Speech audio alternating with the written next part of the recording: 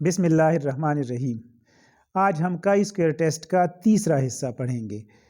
इस हिस्से में हम जो है काई स्क्वायर टेस्ट परफॉर्म करने के लिए जो स्टेप्स हैं उससे शुरुआत करते हैं। आम तौर पे जो भी हाइपोथेसिस टेस्टिंग का प्रोसीजर हो, उसका पहला स्टेप ये होता है कि हम हाइपोथेसिस दें।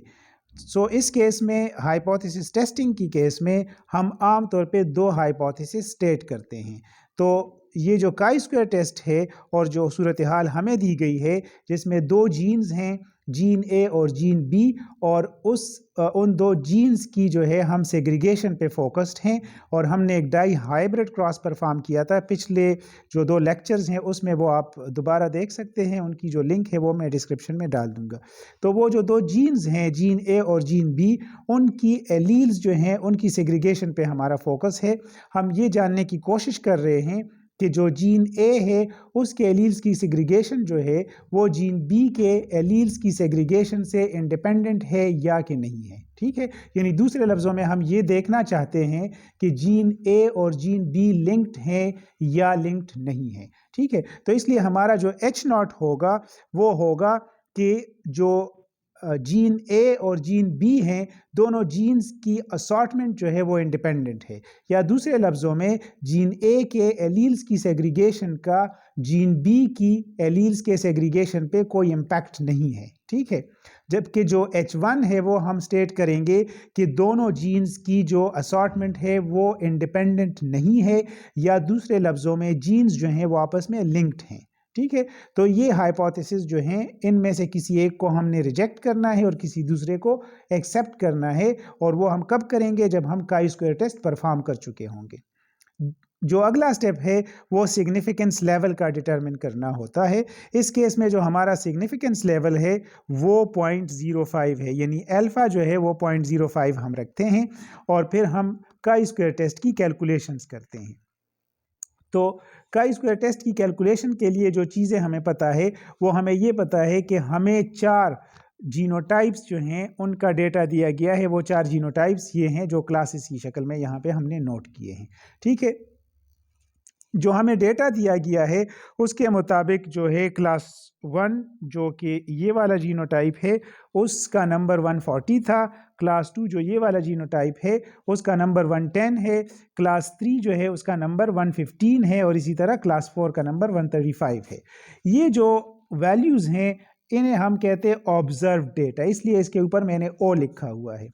तो हमने दो कॉलम्स बनाए, एक कॉलम में हमने जीनोटाइप्स का लिस्ट बनाया और दूसरे कॉलम में जीनोटाइप की जो ऑब्जर्व वैल्यूज़ हैं वो दे दी हैं। ठीक है, तीसरा कॉलम हम बनाएंगे जिसमें हम जीनोटाइप्स की एक्सपेक्टेड वैल्यूज़ देंगे, यानी ई।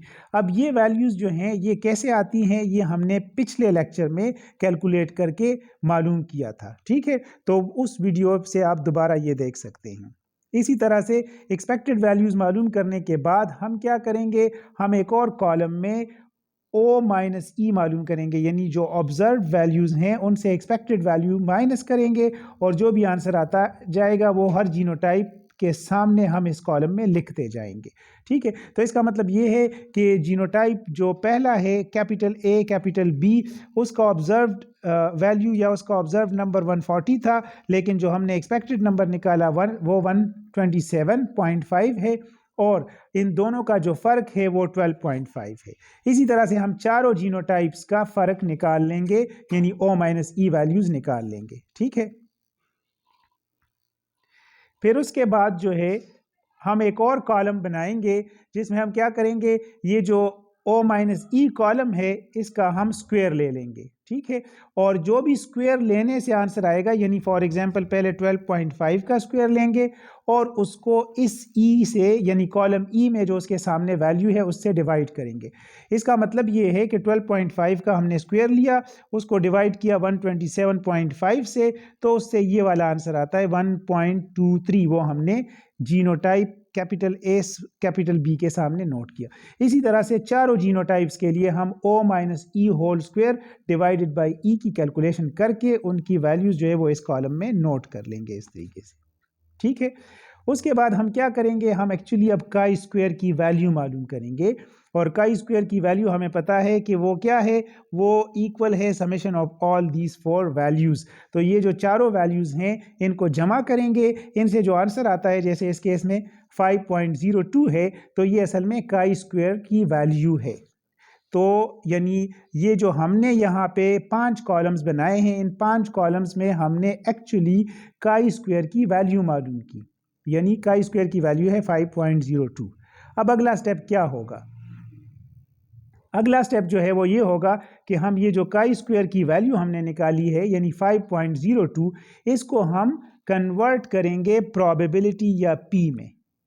ठीक है, तो ये हम कैसे करेंगे? ये हम करेंगे एक टेबल की मदद से, और वो जो टेबल है उसमें हमें चाहिए होगा डिग्रीज ऑफ फ्रीडम, यानी टेबल से हम जो काई स्क्वायर की वैल्यू है उसकी प्रोबेबिलिटी रीड करेंगे। उसके लिए हमें डिग्रीज ऑफ फ्रीडम की ज़रूरत होगी। तो डिग्रीज ऑफ फ्रीडम हम कैसे मालूम करेंगे? सो काई स्क्वायर टेस्ट के लिए डिग्रीज ऑफ फ्रीडम मालूम करने का तरीका ये है कि हम कॉलम -1 मल्टीप्लाइड बाई रो -1 के तरीके से मालूम करते हैं। Column -1 multiplied by rho -1।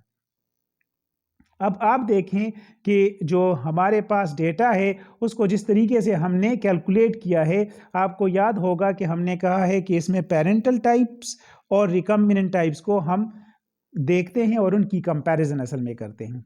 तो एक जो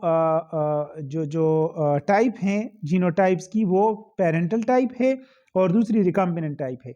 ये जो है इसकी मज़ीद तफसील जो है वो हम पहले पार्ट में दे चुके हैं, तो उस वीडियो की लिंक भी यहाँ पे डिस्क्रिप्शन में मौजूद है, आप वहाँ से देख सकते हैं कि पेरेंटल टाइप और रिकम्बिनेंट टाइप्स का क्या मतलब है। तो इस तरह आपके पास 2 रोज बनते हैं, एक रो पेरेंटल टाइप का और दूसरा जो है वो रिकम्बिनेंट टाइप्स, और 2 ही कॉलम्स बन रहे हैं, एक ऑब्जर्व्ड वैल्यूज और एक एक्सपेक्टेड वैल्यूज। इसमें हमने पेरेंटल टाइप्स की ऑब्जर्व्ड वैल्यू लिखी है जो कि 275 है, और जो रिकम्बिनेंट टाइप्स हैं उनकी हमने ऑब्जर्व्ड वैल्यूज लिखी है जो कि 235 है, और इस तरह दोनों की हमने एक्सपेक्टेड वैल्यूज यहाँ पे ली है। जाहिर सी बात है दोनों की एक्सपेक्टेड वैल्यूज जो हैं वो 250 और 250 आने चाहिए। सो अब चूंकि यहाँ पे कॉलम भी 2 हैं, ये एक कॉलम हो गया और ये दूसरा कॉलम हो गया, और रोज भी 2 हैं, ये पहला रो है और ये दूसरा रो है, तो इसलिए हम इस फार्मूले में ये वैल्यूज पुट करेंगे, तो c-1 की बजाय 2-1 हो जाएगा और r-1 भी 2-1 हो जाएगा। तो अब इन दोनों में से हमारे पास आएगा, यानी 2-1 इज इक्वल टू 1, तो इसलिए 1 multiplied by 1 is equal to 1। तो आपके पास जो डिग्रीज ऑफ फ्रीडम है इस काई स्क्वायर टेस्ट के लिए वो 1 है। ठीक है, या अगर इसकी बजाय आप जो है वापस इस टेबल पे आए, तो यहाँ पे भी आप देख सकते हैं कि जैसे हमने एक्सपेक्टेड की कैलकुलेशंस की हैं, तो एक्सपेक्टेड में हमारे पास जितने भी वैल्यूज़ है सारे एक जैसे हैं, सिवाय ये कि 2 का साइन प्लस है, यानी इसका साइन प्लस है और इसका साइन प्लस है, और 2 का माइनस है, तो ये चारों एक दूसरे को कैंसिल आउट करते हैं, तो इसलिए भी डिग्रीज ऑफ फ्रीडम 1 है। तो चाहे आप इस तरीके से डिग्रीज ऑफ फ्रीडम मालूम करें, या चाहे आप जो है वो इस तरीके से मालूम करें कि रोज़ और कॉलम जो है उनका उनमें से हर एक में से 1 माइनस करे और फिर दोनों को मल्टीप्लाई करे, तो डिग्रीज ऑफ फ्रीडम 1 ही आएगा। अब जब हमने डिग्रीज ऑफ फ्रीडम मालूम कर लिया है, तो हम इस टेबल पे आते हैं। इस टेबल में अगर आप देखें तो ऊपर आपको पी की वैल्यूज़ नज़र आती हैं। ठीक है, वो जो पी की वैल्यूज़ हैं वो 0.995 से शुरू होती हैं, और फिर आप जब राइट पे मूव करते हैं तो उसकी वैल्यू जो है वो कम होती जाती है। ठीक है, और अल्टीमेटली आप पहुंचते हैं 0.005 पे। तो रोज़ में आपके पास क्या है, ऊपर वाले रो में उसमें आपके पास पी की वैल्यू है, जबकि कॉलम जो पहला कॉलम है उसमें आपको number of degrees of freedom लिखा हुआ नज़र आता है। तो अब फॉर एग्जांपल आपका डिग्रीज ऑफ फ्रीडम 1 है, तो आप इस वाले रो में देखेंगे डिग्रीज ऑफ फ्रीडम 1 है, जबकि जो काई स्क्वायर टेस्ट की वैल्यू जो आपने निकाली है वो आप इस पूरे टेबल में आप पहले रो में देखेंगे, क्योंकि आपके डिग्रीज ऑफ फ्रीडम 1 है। ठीक है, तो आपका आंसर आया था, हमारे पास आंसर क्या आया था, 5.02। तो 5.02 यहाँ पे इस रो में नज़र आ रहा है। इसके एन ऊपर हम देखेंगे कि इसके एन ऊपर क्या है, तो इसके एन ऊपर आपको नज़र आ रहा है 0.025। ठीक है, तो इसका मतलब ये है कि आपका जो पी की वैल्यू जो आपको मिलती है वो 0.025 है। ठीक है, जबकि आपका जो सिग्निफिकेंस लेवल है वो कितना है, वो 0.05 है। आपको हाइपोथेसिस टेस्ट से याद होगा कि हम जब किसी टेस्ट स्टेटिस्टिक की वैल्यू को प्रोबेबिलिटी में कन्वर्ट करते हैं तो फिर हम उस प्रोबेबिलिटी की कंपैरिजन करते हैं सिग्निफिकेंस लेवल या अल्फा से। ठीक है, अब आप देख सकते हैं कि जो प्रोबेबिलिटी है उसकी वैल्यू सिग्निफिकेंस लेवल से कम है। जब ये सूरत हाल हो तो फिर हम क्या करते हैं, हाइपोथेसिस टेस्टिंग से अगर आप रिकॉल करेंगे तो अगर p की वैल्यू सिग्निफिकेंस वैल्यू से कम हो तो हम क्या करते हैं, हम H0 को रिजेक्ट करते हैं और H1 को एक्सेप्ट करते हैं। तो इस केस में हम H1 को एक्सेप्ट कर लेंगे। ठीक है, अच्छा, अब यहाँ पे एक और मज़े की बात जो है वो ये है कि आपका जो इस वक्त जो काई स्क्वायर की वैल्यू थी वो तो 5.02 आपके पास आंसर आया था जो इस टेबल के अंदर मौजूद है।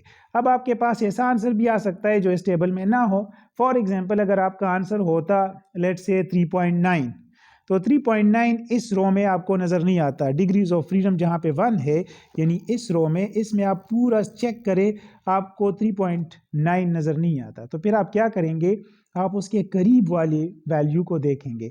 तो 3.9 की जो क्लोज वैल्यू है वो 3.84 है। तो इसलिए आप 3.84 के ऊपर देखेंगे, इसके ऊपर लिखा हुआ है क्या, 0.05। तो इसकी प्रोबेबिलिटी फिर बनती है 0.05। तो अगर ये केस होता तो फिर आपका डिफरेंट सूरत हाल होती, लेकिन अब चूंकि आपका जो आंसर है वो तो इसमें मौजूद है ऑलरेडी और वो आंसर है 5.02, तो इसलिए इसकी प्रोबेबिलिटी 0.025 है जो कि सिग्निफिकेंस लेवल यानी 0.05 से कम है। इसलिए आप H0 को रिजेक्ट कर रहे हैं। ठीक है, H0 को रिजेक्ट करने का मतलब क्या होगा, H0 को रिजेक्ट करने का मतलब ये होगा कि जो जीन्स हैं यानी जीन ए और जीन बी वो लिंक्ड जीन्स हैं और उनकी असॉर्टमेंट जो है वो इंडिपेंडेंट नहीं हो रही। ठीक है, तो उम्मीद है आपको समझ आ गया होगा। अगले लेक्चर में फिर मिलेंगे। अल्लाह हाफिज़।